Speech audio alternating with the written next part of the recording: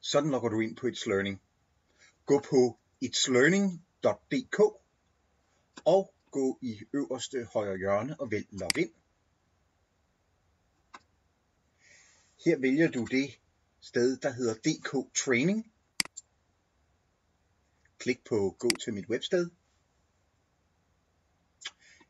I loginet skal du logge ind med brugernavn, som er dit Unilogin, og dit password er de 6 bogstaver ITS.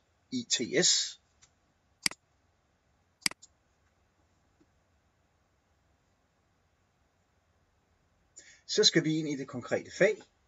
Det gør du i hovedmenuen under fag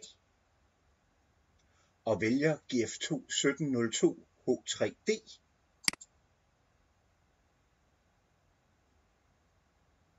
Og så er du på forsiden for det materiale, Hans har lagt til dig.